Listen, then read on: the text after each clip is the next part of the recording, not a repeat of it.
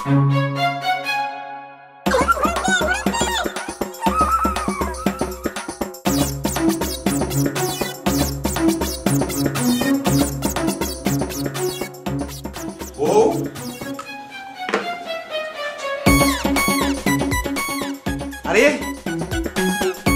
তুমি একদম শাড়িটার উপরে রেডি?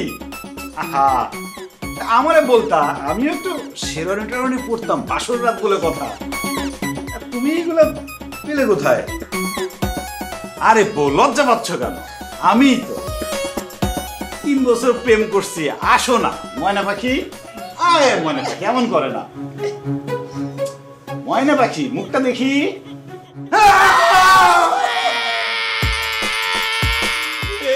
আপনি এখানে?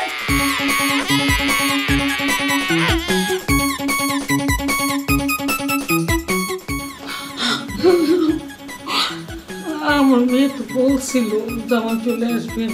হায় হায়, এখন আমি কি জবাব দেবো মেয়ের কাছে? আমি কি করবো? ট্রেন করতে গেলাম।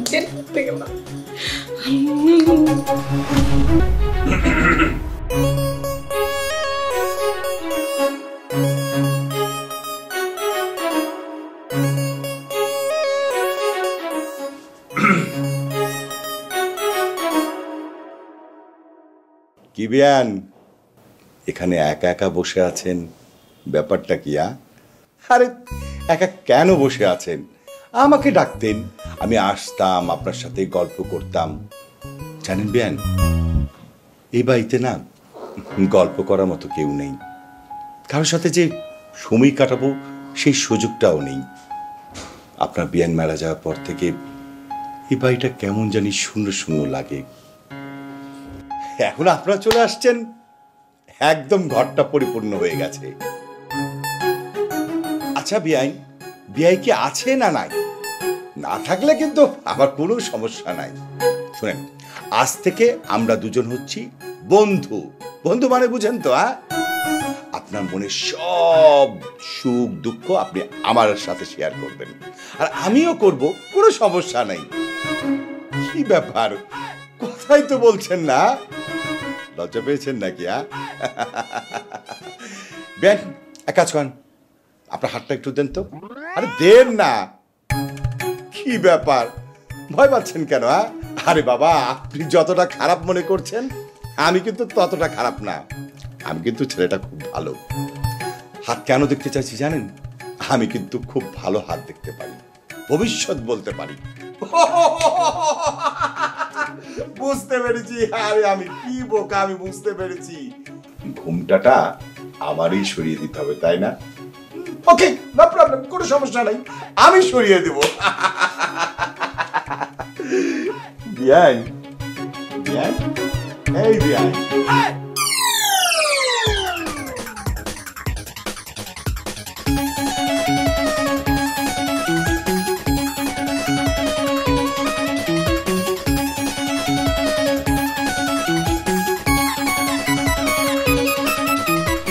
তোমার কি আক্কেল বোধ বলে কিছু নাই?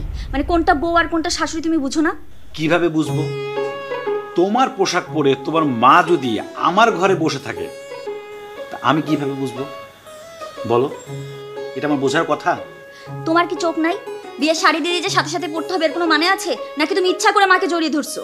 আরে আমি তো তোমাকে ভেবে জড়ায় ধরছি। আর সি সি সি সি সি, মাকে কেন জড়ায় ধরতে যাব? তোমার মানে কি বলতেছো তুমি এগুলা? কেন ধরতে যাবে তা আমি কি করে বলবো? আরে বাবা, বললাম তো, আমি তো তোমাকে ভেবে জড়ায় ধরছি। হয়েছে হয়েছে। আচ্ছা ঠিক আছে, মানলাম আমার ভুল হয়েছে। আজকে রাতের জন্য আমাকে ক্ষমা করে দাও। ঠিক আছে, মাফ করলাম, কিন্তু আবার যদি এরকম ভুল করো না। এই তো কানে ধরছি তো, আর ভুল হবে না। এবার কি একটু কাছে আসবা? তুমি না একটা। আচ্ছা ঠিক আছে, যাও, ক্ষমা করলাম। ক্ষমা করছো? আসো তাহলে, কাছে আসো। আরে দরজা খোলা তো। আরে দরজা খোলা তো কি হয়েছে? দরজা তো চাপানো আছে। আর আমাদের বাসায় দরজার নক না করে কেউ ঢুকবে না। আর সবাই জানে আজকে আমাদের বাসর রাত, আজকে কেউ আসবে না। আসো তো, কাছে আসো তো। মা তুমি এই রুমে? জামা বাবাজি, আমি না আমার মেয়ের ছাড়া কোনোদিন ঘুমাই নাই, কোনোদিন থাকিও নাই। আমি আমার মেয়ের ছাড়া শুইলে কেমন জানি হাঁস লাগে, ঘুম আসে না, ঘুমাইলেও খালি স্বপ্নের মধ্যে পড়ে থাকি, অশান্তি লাগে। আমি আজকে ঘুমাই। শাশুড়ি মা, আপনি আপনার মেয়ের সাথে থাকলে আমি থাকবো কোথায়?